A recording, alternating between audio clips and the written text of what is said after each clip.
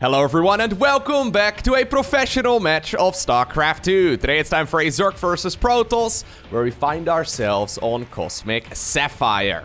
Now spawning here in the top left-hand corner of the map and playing with the blue Zerg drones from Canada, we have Scarlett. And our opponent in the opposite corner, we have the second best Dutch YouTuber who focuses on StarCraft 2 content. Of course that means, the first one obviously being Uthermal, right? Just to clarify. Anyways, of course that means we have none other than Harstem. Alrighty, so the Cowboy going up against the Queen of Blades. Should be a very interesting game. This particular replay is one of the longest games that was played during Dreamhack Valencia. Generally speaking, at least in my experience, the longest games of StarCraft 2 are usually very exciting, so you can imagine that we're going to be seeing most of the bases on Cosmic Sapphire, or maybe all of the bases, come into play as well. So in case you're unfamiliar, the early game of ZVP is usually relatively slow, so I think we should have a little bit of time to look around.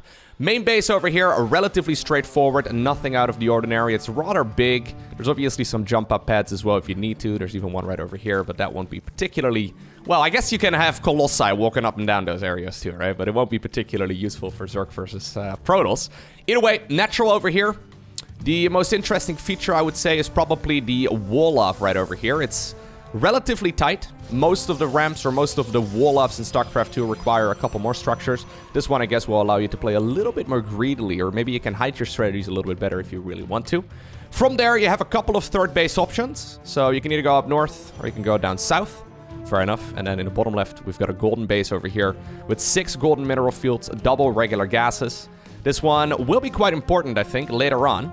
So this is, if you were to like draw a diagonal line, right, through the bottom left-hand corner all the way to like the top right, you'll see that this base, I guess, is split. So it's also rather far away from the other expansions.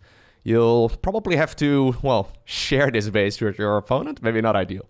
Anyways, we'll see who gets to mine that one a little bit later. Then if we go a little bit further towards the top right-hand corner, we have 2 more bases for both players. The ones all the way away in the top right-hand corner, they have high-yield gases, but it's only a singular gas right here per base. So these return 8 gas per trip rather than the conventional 4. Overall, relatively straightforward map. The middle section is also pretty interesting, actually. There's like a bunch of high grounds, a bunch of low grounds. I've seen a bunch of games on this map so far, but honestly not as many as some of the others. I feel like most of the best of 3s right now do have like a Data C, for example. We see a lot of Moon Dance. Inside and Out and Cosmic Sapphire don't seem to be played as often, but maybe that is just because we are just on this new map pool right now. Anyhow, Stargate opener here from Harstem, not all too surprising. Obviously, Stargates are very, very popular. I'm expecting here to see an Oracle or 2 coming out of that main base of the Protoss player that's become the gold standard over the last couple of months. Initially, with the new multiplayer balance patch, there was a lot of debate on what the best build was, but yeah, Oracle openers seem to be very, very powerful right now. Obviously, they allow you to deal some damage on the other side of the map if the Zerg decides to get aggressive. With a bunch of Zerglings, for example, early on, you can clean those up as well. And usually you can use it to leverage yourself to a third Nexus relatively easily. Yeah, so if you look right here at this wall off, it is a little bit... This should be a full wall right over here. It looks like the Adept is standing sideways, I suppose. But you don't really need to put so many structures right here at the front to make sure that Zerglings can't run in. Which can be quite helpful, I suppose. In the meantime, on the other side of the map, Scarlett opening up with a pretty quick third hatchery. She's prioritizing additional queens right now, so even though she doesn't know exactly what is going on inside of that main base, she's probably spotted the timing right there. Well, now she's probably seen the Oracle too, right? Anyway, she's probably spotted the timing right there of the cybernetics core research, so that alone is already a pretty good indicator that it's going to be some sort of Stargate opener, and therefore the queens are already building. Queens, of course, the go-to answer for most of the early game Zerg problems. Not only do they only cost minerals, which is amazing, they also don't cost any larvae. So, since Zergs really try to optimize the amount of drones that they produce, since they only cost 150 minerals and you can just make them in the hatchery itself, yeah, pretty good. Pretty good unit. Pretty good unit, right? I think actually a little bit too good of a unit. Anyways, let's see. Alright, a little bit of sloppiness right here coming out of the Dutchman. Ay, ay, ay, ay, ay. Not what you want to see. That's really not what you want to see at all. Maybe the creep being a little bit further out than he expected. Obviously, that's one of the things that Scarlett is very, very good at. Once upon a time, she was one of the first players. Oh, okay. Getting a stalker over there, fair enough. She was one of the very first players to popularize getting additional queens out just for the purposes of spreading creep. These days, that's very common, and we see it all of the time, but Back then, not something we used to see. Actually, in the early days of StarCraft 2, people would really only ever get, like, 1 queen per hatchery. And queens were way more powerful back then, too. They had, like, you know, their instant transfuses. They had additional anti-air ranged as well. They were way more powerful. And for some reason, it took, like, a year or two before players were like, you know what? Maybe I should be producing a bunch more of those. I guess it's mostly because in the early days of StarCraft 2, a lot of the players that were playing came from StarCraft 1. And in a way, queens are like a macro hatchery, right? Like you would do in StarCraft 1. Anyhow, Scarlett, okay. Would you look at that? Going for a couple of Dropper Lords. Brenda, I'm sorry. You're not fast enough.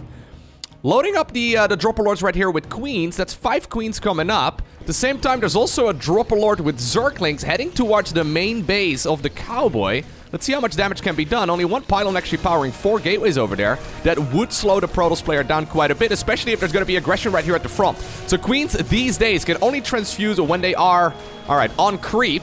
So I guess Scarlett decided to bring the creep towards the base. Fair enough, yeah. This denial over here is actually quite good.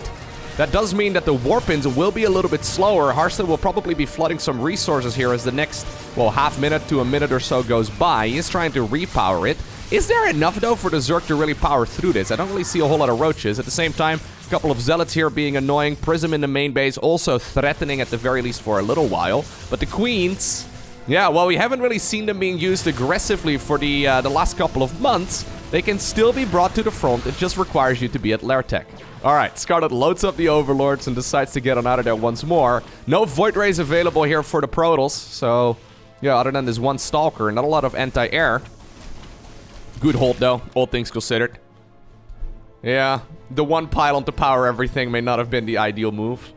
Anyways, not a lot of damage here is done in total. But fun little opener right there from Scarlett. Definitely different than what we normally see. And actually, there's more aggression going on at the front. Zealots over here, though, sending side by side, shoulder to shoulder. This is awesome because that means that the surface area is as little as it possibly can be. Great defense right there from Harstem. Although at this point, he doesn't have a lot of detection. So he actually needs to get rid of this creep tumor. Yeah. Obviously, this is not something you practice against very often, right? So it's hard to see if you can actually afford going for that... oh, he did lose an Oracle as well. Okay. Yeah, it's hard to see if you can actually afford going for a Revelation over there. But getting rid of that creep is actually going to be very critical. Because if you don't, you're going to have to... well, probably be content with the idea of creep spreading backwards for the Zerg. I mean, we're going to be like 8 minutes in, and there's going to be a direct path from the Zerg's main base all the way towards the Protoss' third. Anyways, Overlord drops continue. I actually really like this. We never really see Overlord drops, right? It's by far, like, there's a couple of upgrades in StarCraft 2 that we barely ever see that I think are very useful. For example, Zerg Burrow, barely played. Super powerful, however, when played correctly. And the same for Overlord drops. I mean, they're relatively cheap. I believe it's just 25 minerals, 25 gas. In order to morph an Overlord into, well, a Dropper Lord. Definitely something I expect we will see more frequently going forward. So, Immortal coming up. I guess Harstem's still a little bit concerned. Yeah, I think if he wasn't, he would probably have gone for a 4th Nexus already. Observer only just now coming up as well after that Immortal. So, finally that creep will be pushed back. I think Harstem may be correct, though. Oh. There is indeed a huge Zerg army out in front once again. Some drones coming up on the back of this.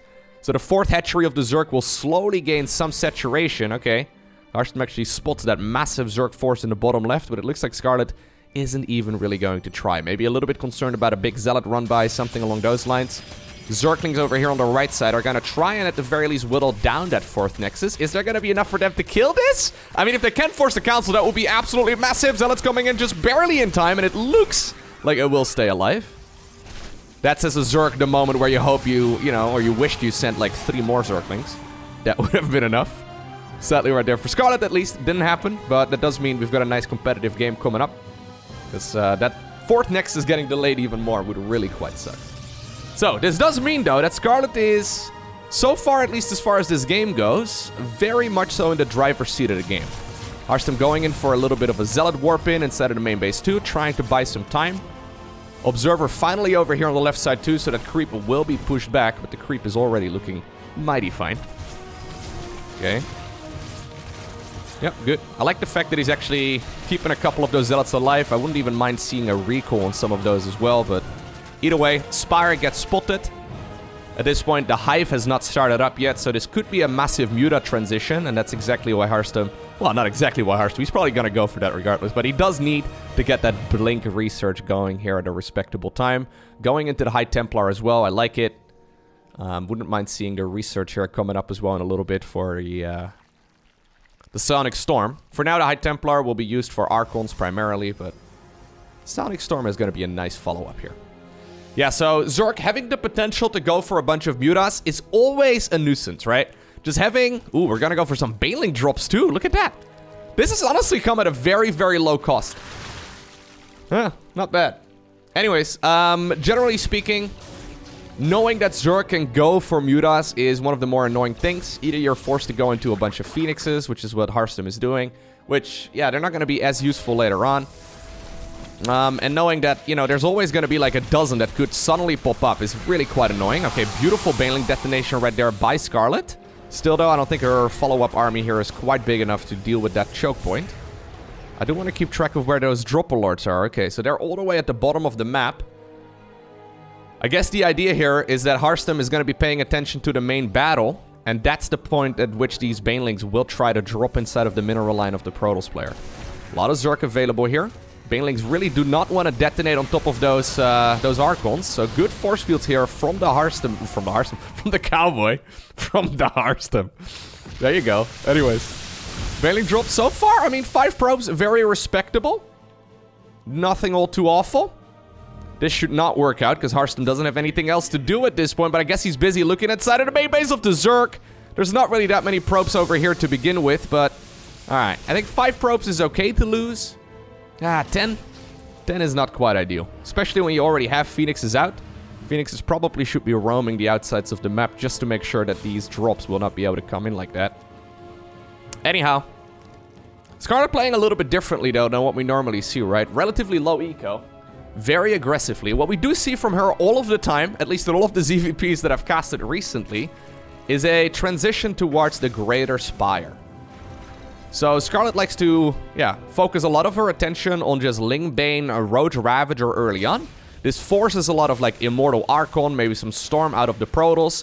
And then if suddenly you can just whip out, like, a dozen Brute Lords, obviously the Protoss army is not going to be very well, you know, up to that task. So we'll see how Harstem is going to respond to it, because I wouldn't be surprised if that's what Scarlett is going to do once again. Banelings over here get spotted. Nice defense. Couple of Corruptors here being annoying as well, but they will be denied. Good defense once more. Dropper Lord over here, also denied. Great stuff. Yeah. Harstem doing a fantastic job here so far. Couple of small improvements maybe that could have been made, but overall, very solid game. Like, the most important part at this stage is to just not die, right? It's super easy to accidentally lose an entire mineral line worth of Protoss probes, or... you know, to just accidentally have your High Templar blown up by a bunch of Banelings. It's super easy to accidentally lose. And staying on top of things, splitting your army in the right position, not dying to, like, a Dropper Lord, right? Or, for example, like a group of Mutas. All of that is tricky. Scarlett is going to continue trying, but it looks like, yep, this one will also be spotted. So nicely done. Dutch players, man. They're just built differently, right? Yeah. There's something in the drinking water over here, okay? Just, yeah. Can't tell you why exactly, but, okay. Those Banelings, look at that. Great splitting right there by Harstem. Those Banelings trying to connect with the High Templar, but they don't get over there. Greater Spire, though, about halfway done at this point. And apparently this is the moment where Harstem is thinking, okay, I know that you're going to be transitioning soon, because they pretty much all do that. I don't know if he's seen the Greater Spire. No, he hasn't seen it, but he knows that there's a good chance that that is coming up next. Banelings over here trying to get some work done, but the probes were already pulled. Maybe a little bit too far, but this is the point where I think we need to be paying attention to this main army. No Observer, actually, so the creep is just going to be available. Good zoning right there with that very first Storm. A massive Storm as a follow-up, too. All of those Banelings just got popped. Incredibly inefficient trade right there for the Zerg. Is there enough, though?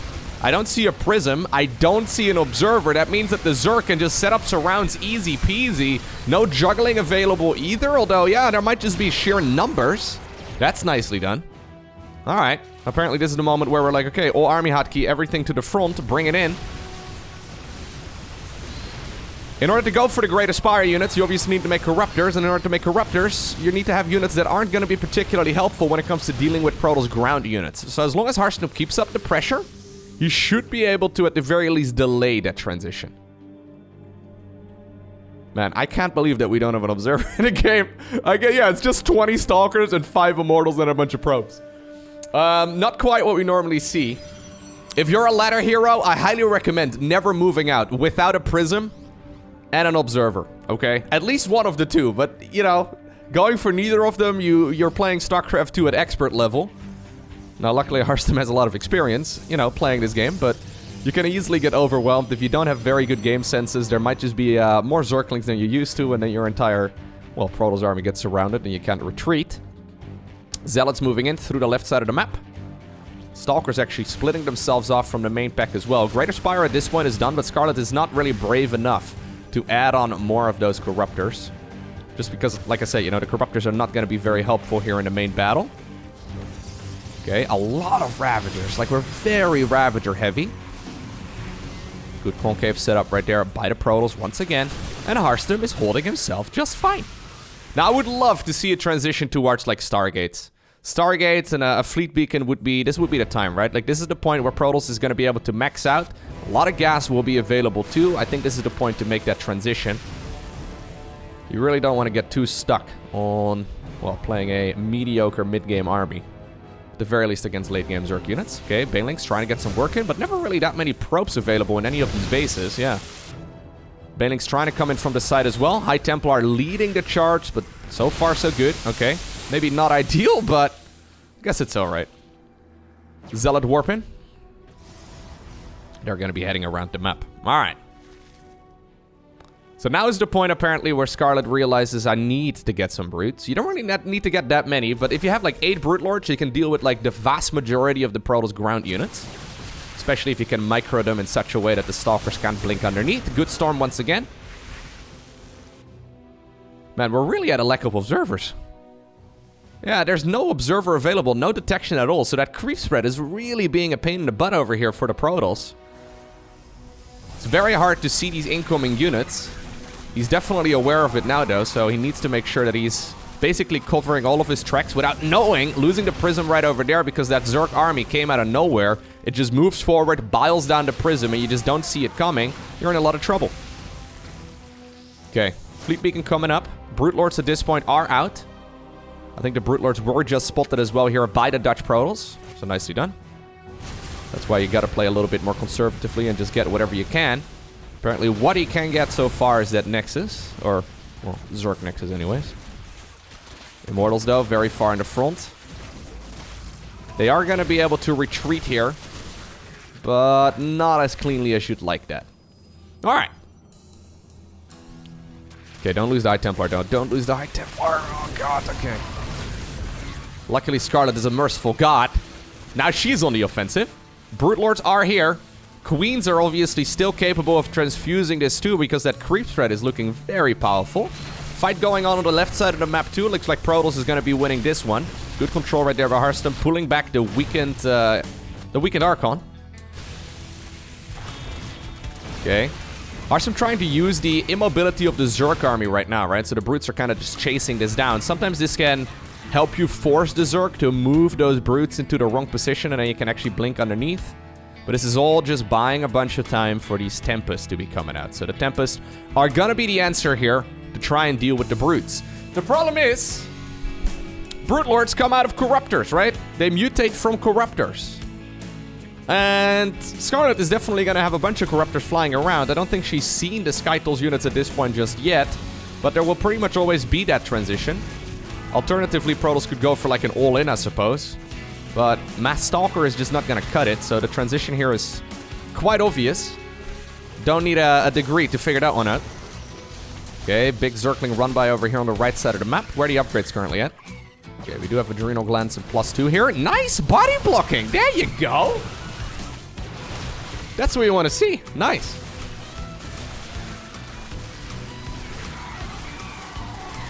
Alright. The problem with Brute Lords for the Zerg, though, is that usually it's a bit of a one-way trip, right? So if Scarlett decided to get aggressive, flying them back home takes about forever. At the very least, that's what it feels like. That's what it feels like. You got to be very cautious. So that's why Scarlett is playing pretty conservatively with them. Just mostly trying to leverage these brutes into taking efficient trades and trying to secure more and more bases. I actually quite like this layout here. This is like the first time, I believe, that I've seen these bases come into play in the top right-hand corner of this map, but they're actually like, you know, the peak is leading in this direction, and the players are actually very close with those two bridges. Good stuff. Anyways, here's the Tempest. Yep, this is the first time, I believe, that the Tempests are spotted. He can hunt this down. Yeah, keep going. There's very little anti-air available right now for the Zerg. As a matter of fact, all those Corruptors that we saw from earlier were morphed into Brutes. No, keep going. Yeah. There's only really Queens available. Now, you don't want to go too far because you know that there's likely going to be a transition from the Zerg into Mass Corruptor. They do take about a minute or so to build, so it's not like they're going to be able to bring those out right away. If you do want to go for a carrier transition, probably right now would be the time. But then obviously we're talking like mass Skytles. If that's the case, we really do need to make sure that all of those gases are secured. Expansion in the bottom left. The only shared base on this map. This one is coming up right now in favor of the Canadian Zerg. And that's where the game can be decided, right? If Harstem gets to mine all of these bases on the right side of the map, that's great and all. But if Scarlett gets all those bases plus one more, and that one being a Golden Expo, the cost-inefficient trades don't really matter that much anymore. Zealots, though, buying a lot of time. Yeah, and I guess one of the downsides of having this base being so far out there, it's quite difficult as well for the Zerg to actually defend against that area, especially when most of the armies are needed in the top right.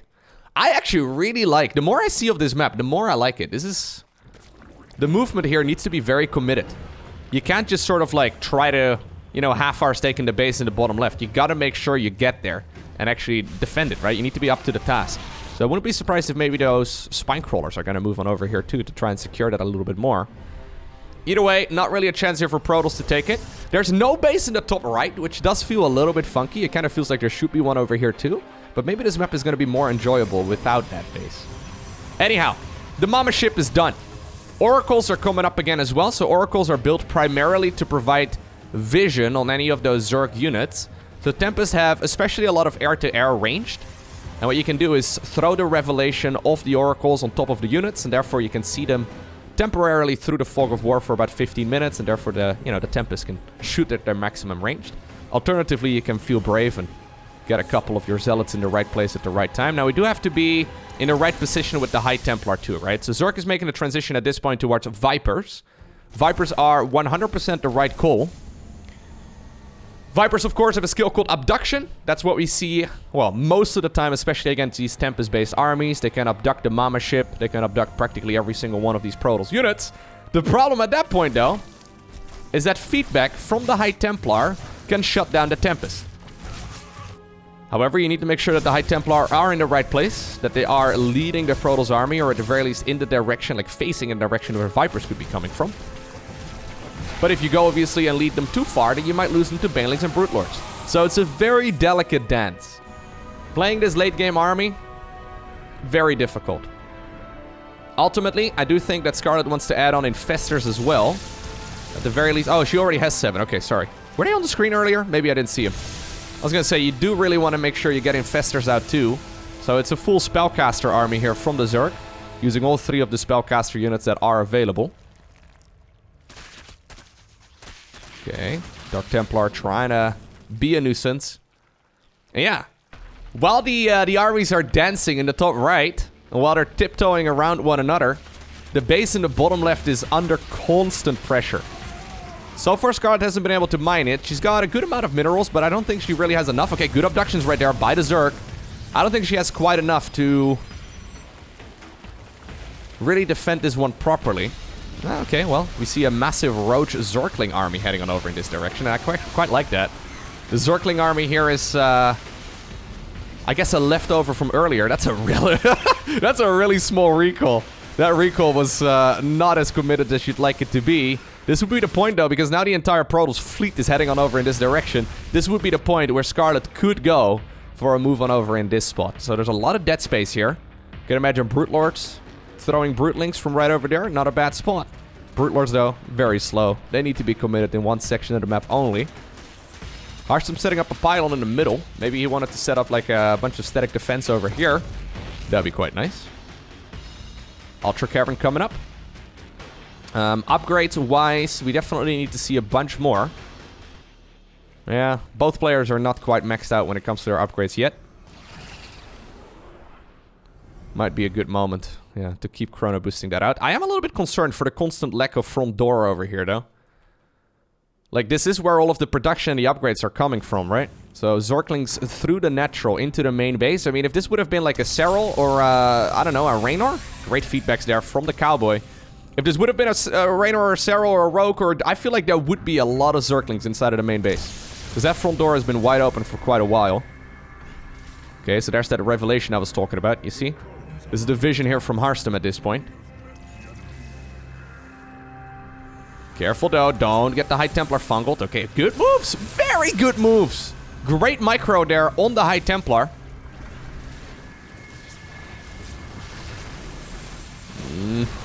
This is a little bit less great though. Yep. Losing them is not what you want. Brute Lord's a little overextended. That's mostly because there's also another fight going on in the bottom left. You gotta be very cautious. Both players playing rather quick.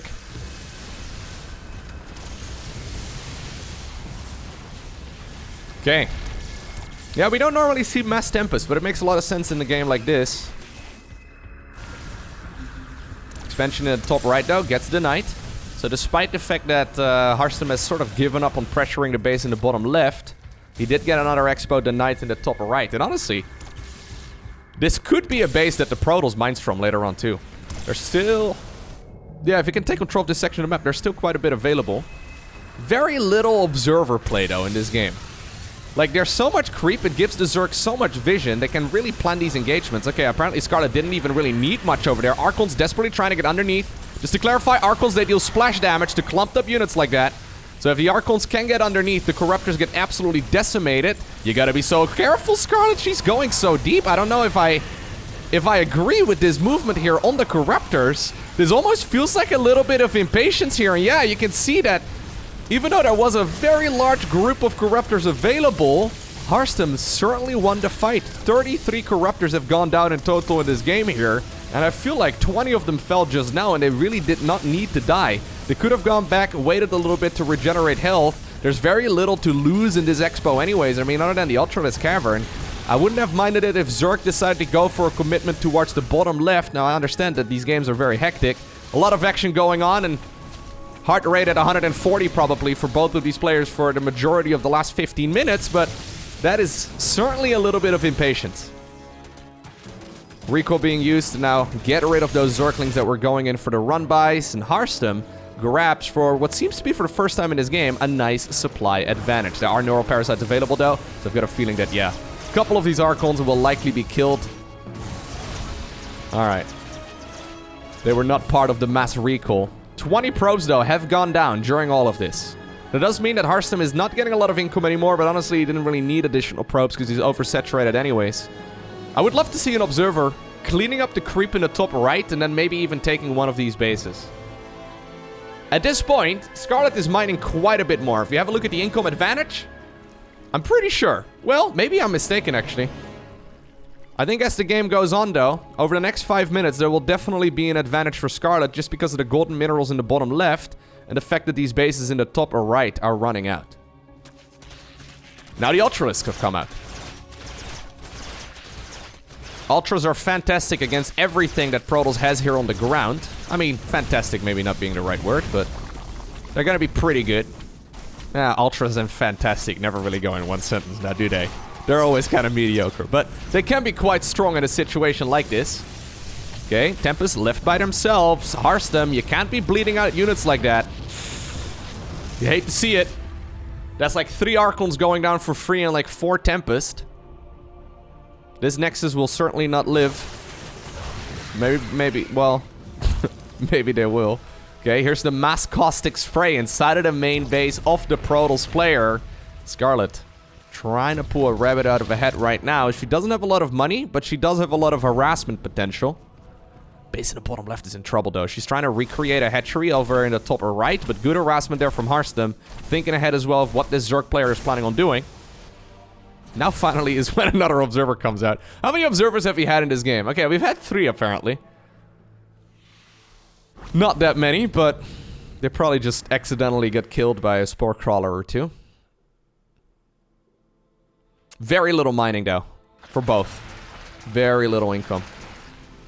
Yeah, now with the base in the bottom left gone, Protoss does take a nice little advantage. The final mineral field over here was mined out anyway, so these corruptors puking all over that base, not that big of a deal. Scarlett is trying to create a new death ball, right? So whatever money she has, she's spending on trying to create the biggest army and the most powerful army that she can.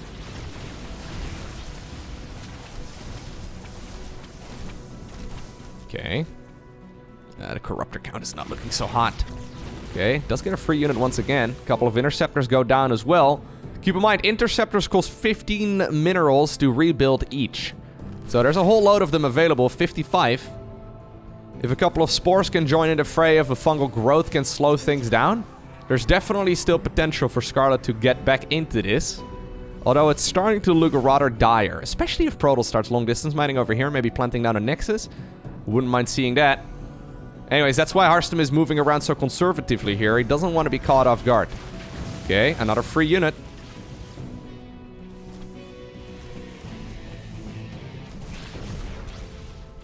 Careful though. Is this a moment where you can really commit? I don't think so. I think Zerg has to back off, give up this position once more.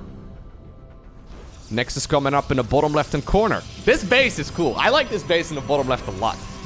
When I first had a look at this map, I felt like it was really far out there and hard to pull off, but it feels like it's just right. Oh god, you gotta be so careful. There is an observer in this army this time around, the High Templar.